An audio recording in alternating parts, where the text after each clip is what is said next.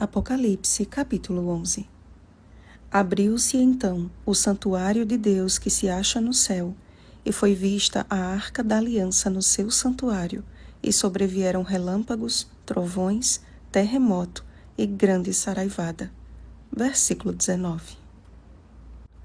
Como vimos no capítulo anterior, o dia 22 de outubro de 1844, conhecido como Dia do Desapontamento, não se referia à volta de Jesus, mas à entrada de Jesus no lugar santíssimo do santuário celeste. A visão que se segue ainda antecede o toque da última trombeta, e João contemplou exatamente o santuário de Deus, não o santuário terrestre, até porque ele havia sido destruído quando Jerusalém foi invadida pelo exército romano em 70 d.C. A João, portanto, foi dada a ordem de medir com uma vara o santuário celeste. Esta ilustração representa uma cena de juízo que é iniciada primeiramente entre o povo de Deus, como está escrito no livro do profeta Ezequiel. Começai pelo meu santuário. Ezequiel capítulo 9, versículo 6.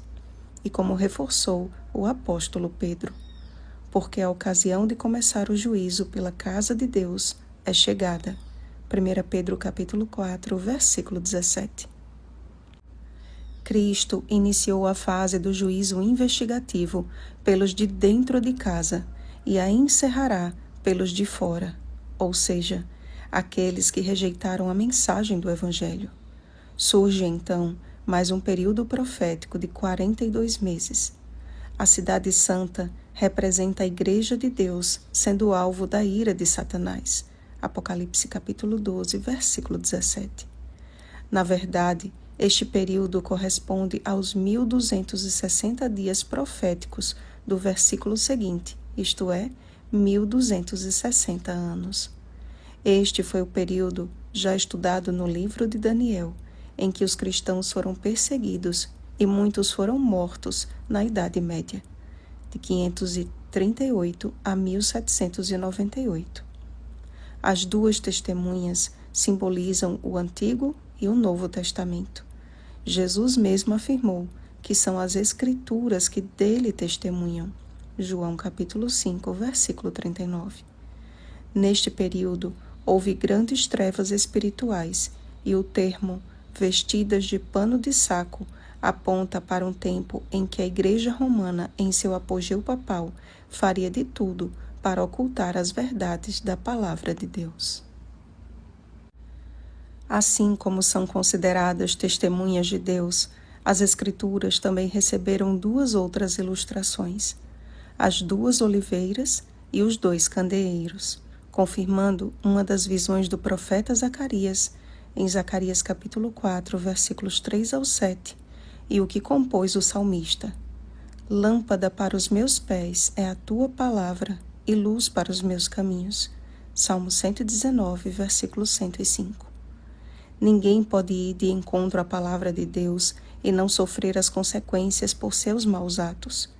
Quando Elias profetizou que não iria chover por 3 anos e meio, 1 Reis capítulo 17, versículo 1, toda a terra sentiu a tragédia de dar as costas ao assim diz o Senhor. Todo aquele, portanto, que ignora ou resiste às verdades das Escrituras, será julgado e condenado por seu procedimento no grande dia de Deus. Surge então outro período profético em que a palavra do Senhor seria lançada por terra, 3 dias e meio, ou seja, 3 anos e meio. Este foi o tempo em que a França subjugou as verdades sagradas na terrível Revolução Francesa, de 26 de novembro de 1793 a 17 de junho de 1797. Dentre as atrocidades cometidas, a história revela com exatidão cada detalhe desta profecia. Primeiro, os cadáveres das duas testemunhas. Bíblias foram queimadas em praça pública. Segundo, grande cidade que espiritualmente se chama Sodoma e Egito. A França tornou-se como Sodoma em imoralidade, Gênesis capítulo 19, versículo 5, e como o Egito, negando a existência de Deus, Êxodo capítulo 5, versículo 2. Terceiro, os que habitam sobre a terra se alegram por causa deles, realizarão festas. Foi abolida a semana de 7 dias e instituída a semana de 10 dias, e o 10º dia era dia de festas e orgias. Quarto, os 2 profetas, Antigo e Novo Testamento, foram substituídos pela deusa da razão e proibidos os cultos religiosos. Porém, as consequências de tamanha apostasia foram terríveis, e após instalar-se verdadeiro caos na França, os governantes tiveram de reconhecer a importância da religião para o bom andamento da nação, restabelecendo a liberdade de culto e os 7 dias semanais. A Bíblia novamente ganhou força e surgiram as primeiras sociedades bíblicas, espalhando a verdade pelo mundo afora. Passado o 2º ai, chegamos ao toque da 7ª e última trombeta, e as grandes vozes vindas do céu declaram a vitória final de Cristo e a destruição daqueles que destroem a terra. De onde saiu esta ordem? A Bíblia é bem clara, confirmando a profecia de Daniel, de que lá, do lugar santíssimo do santuário de Deus, que se acha no céu, onde fica a arca da aliança, guardiã da lei de Deus, Jesus voltará com poder e muita glória. Mateus capítulo 24, versículo 30. A Bíblia, que foi perseguida na Idade Média e pisada na Revolução Francesa, é a mesma que sobreviveu pelo poder de Deus para nos revelar hoje que a promessa do retorno de Cristo é real e está prestes a acontecer. É tempo de estarmos prontos para contemplarmos o nosso Senhor e Salvador em toda a sua glória, porquanto muito em breve será declarado. O reino do mundo se tornou de nosso Senhor e do seu Cristo, e ele reinará pelos séculos dos séculos.